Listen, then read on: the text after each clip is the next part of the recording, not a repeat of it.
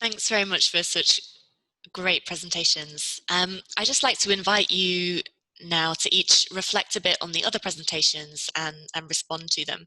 I think there are lots of interesting commonalities to draw out, including questions of solidarity, informality, issues around historical injustices and their legacies.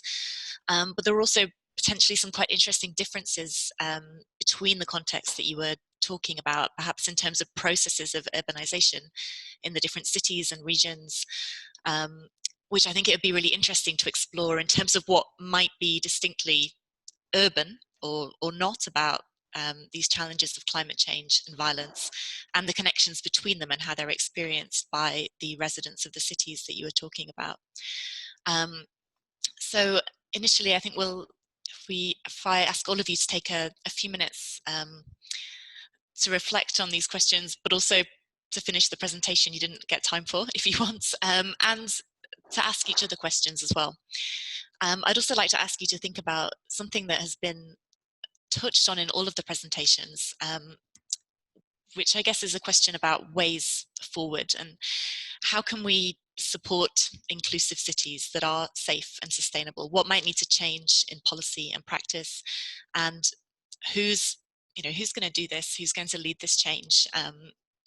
You talked about, for example, the absence of the state, often state complicity in violence, the importance of politics in sometimes frustrating change, failures at the sort of global level in terms of the UN. So who's kind of going to be, who can lead this change going forward? I'll maybe go to Salah first, as you started, if that's okay. Thank you. I think Dr. Jola, in the beginning of her presentation, has done this job. She make a very good scanning over the presentations and the similarities. It is obvious that all the problems or all the triggers of the urban violence in the African cities are similar, but the output and how people express these things is different. The point that is absent in all the African cities and policies, I think, is where the place of the vulnerable people. Where I mean, how are they, or to what extent they are included in the solutions and in making the city and in making their environment. I think there is a lack of the participatory approach. There is a total absence of the user, the end users, in the policy making. I think this is something shared in all the policies, and I think it's also all the people stress the socioeconomic and the socio-spatial analysis and impacts of this of the urban violence. Thank you.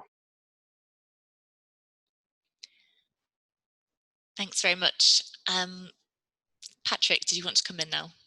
Yes, just one point that I'd love to get everyone's feedback on is something that we in South Africa, especially our working class, is becoming notorious in the continent. That is xenophobia. And for climate refugees coming, let me just say, in Durban, which has had a terrible outbreak of xenophobia against truck drivers, with 55 trucks burned in the last couple of weeks because local folk don't want immigrant drivers who are more exploited and cheaper for the trucking companies to be the drivers. But you can just imagine if from, say, southern Zimbabwe, a place called Matabeleland South, where people speak quite a similar language to isiZulu, the language of KwaZulu-Natal, Durban.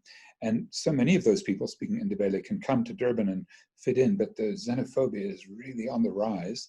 And as Matabeleland dries out, it had a terrible drought the last couple of years. It was broken last year. But we're going to really see the kind of problem that really, Jola, you've highlighted most, but Salah, you know very well from Darfur, which is this migration people that affects local sensibilities, and without an ability to say, like Nick Jackson asked, where's the corporate, where's the big polluter blame? then it's just local folk, proletarians, like, hey, okay, we're talking to British people, so we know about Brexit, or, you know, many people, working class people who voted for Trump, out of a sense that, okay, the other, the immigrant is my problem. And so I don't know, is that something that's amping up terribly in African cities the way it is in Durban? Thanks very much, apart from the reminder about Brexit. But I know, Matuma, I think that you used to be or a UN special reporter on issues around racism and violence. So I'd be interested to hear your response to that. You're muted at the moment still.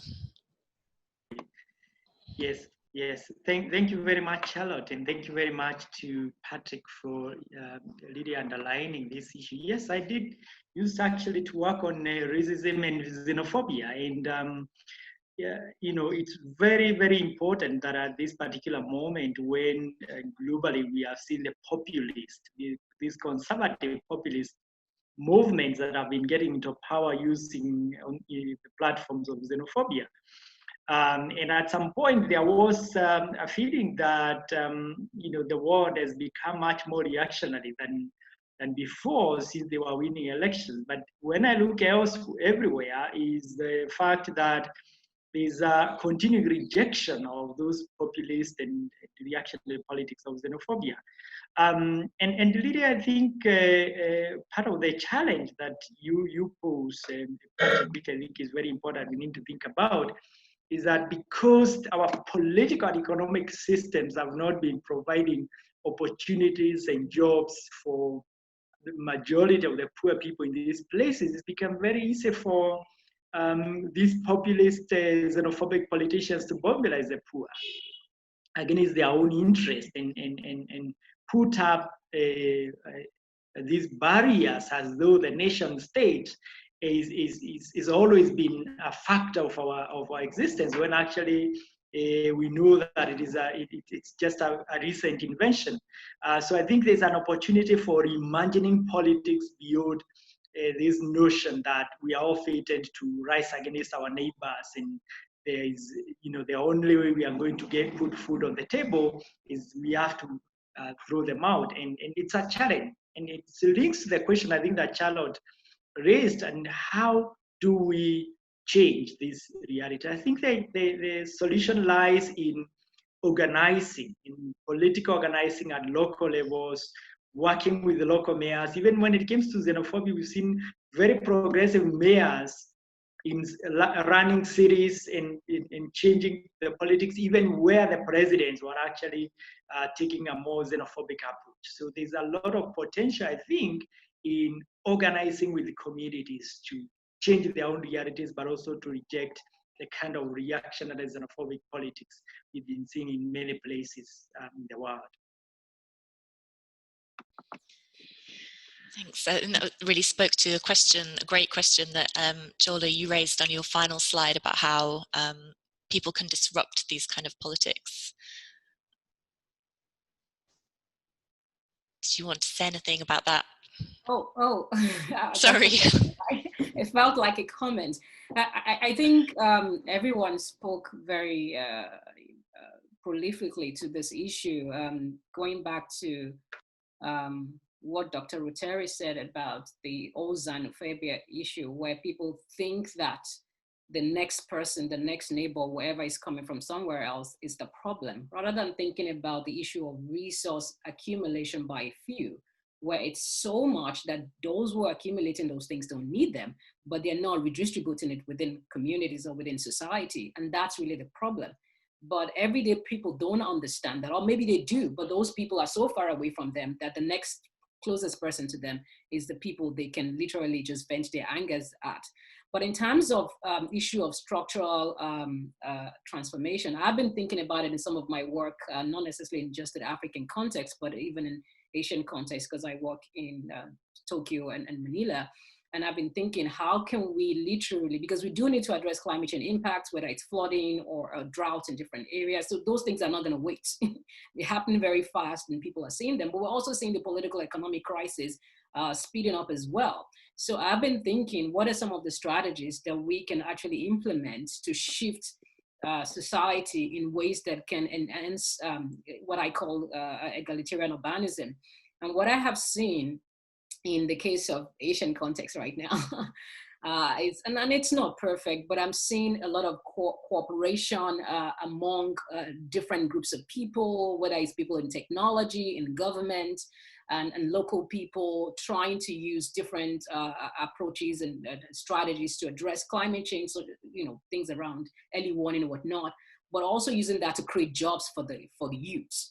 So those are like, there are political challenges with that as well, but in some ways it's helping, where people who are leading the change are the young people, but they're also having the jobs, and they're also working with government and working with different industry to protect themselves from flooding, to protect themselves from other types of disasters. And so there might be other examples from other cities where we will see different strategies that can help to create a trifecta of solutions. And that's what I think we need.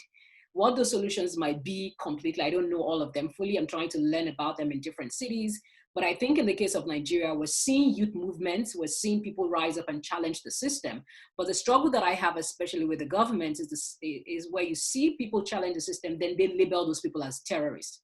And that becomes a problem, where obviously these people are not terrorists. They're people protesting and trying to advance good governance and trying to advance a better country. But once you label them terrorists, then all of the resources, you stall those resources. And that's what has happened with the youth movement trying to challenge the SARS problem. And so how do you transform these types of governance that has been there for so long?